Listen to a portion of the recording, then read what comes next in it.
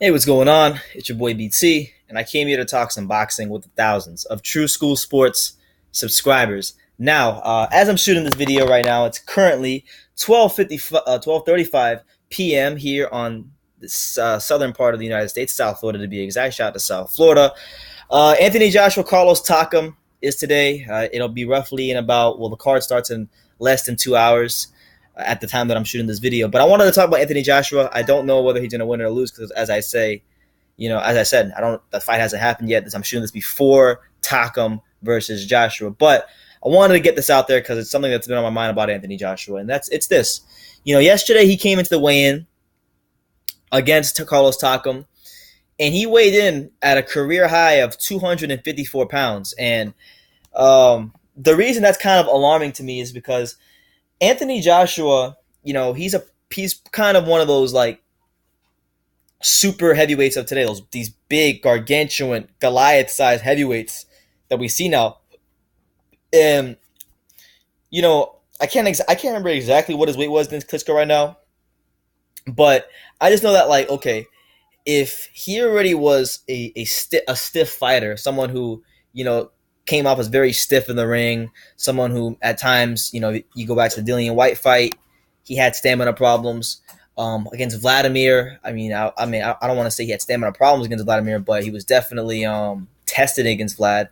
But he's shown at times when you take him into those deeper later rounds that he can definitely tire out, and he looks really stiff at times. But with Anthony Joshua, I don't know if this is going to be something that he's just doing for this fight or if he plans to make that his fighting weight going forward.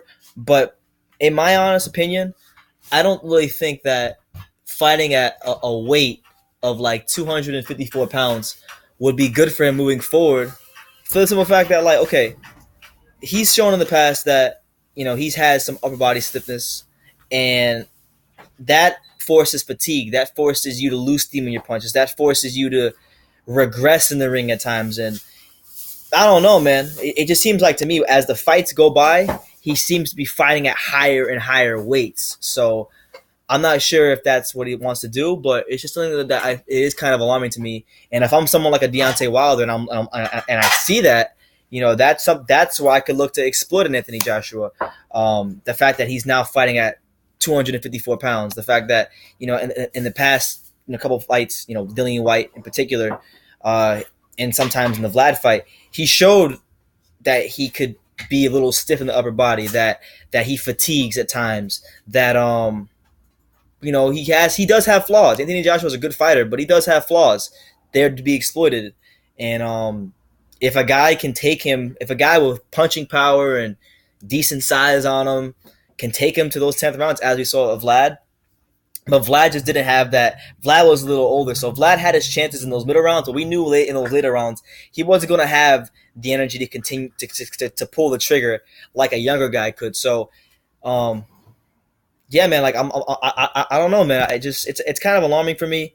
I don't think it will affect him today against Takam because, and again, I'm shooting this video before Takam Joshua, so whatever's happened has happened by the time you guys see this video. But whatever, I don't think it's gonna affect him against Takam because Takam is a guy is a shorter heavyweight. He can kind of just box him.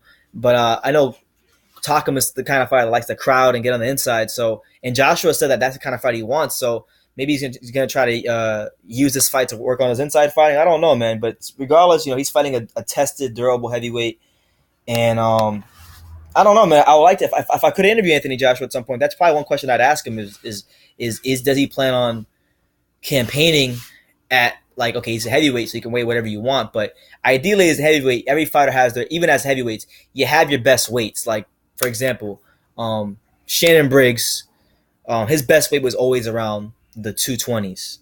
When he was lighter. Whenever he got above 220, he struggled his whole career, and that's why he never really became what people thought he'd be in the 90s, because he never really got back down to that 220, 225 range. But if he could ever get back to that range, he would have been a much more dangerous fighter than he was in the latter stages of his career. So same thing with Joshua. Is he going to fight at 254? I don't know. And what will he actually look like at 254? That's the question to me. So I don't know, man. Just want to get my thoughts out there on this because to me, when I heard that yesterday, something to think about. Just the weights and him fighting at a higher weight, and if that will affect him or not, because that could be an advantage Wilder does have if they do fight each other. Like Wilder only weighs 220 something like that, 225. I don't know what he weighs. Like I know he weighs at least about a good 20 to 30 pounds less than Joshua, give or take. So he's not like he's not as heavy as Joshua, but he has that quickness. And say what you want about his style and his punching mechanics, and Lord knows I've said a lot about his style. But one thing that he has working for him is that jab, the way he flicks it out there real quickly, it's very, very, very quick, and it can set up a devastating right hand from him. And I don't know, man. The plot thickens for me. So let me know what you guys think. Anthony Joshua fighting at 254. Is that a concern that he's beginning to seemingly go up in weight the more he continues to fight? I don't know, man. You guys let me know in the comments. Take the time to subscribe, and you can love me or you can hate me, but I'm just a kid from Ding. So until next time, take care, guys.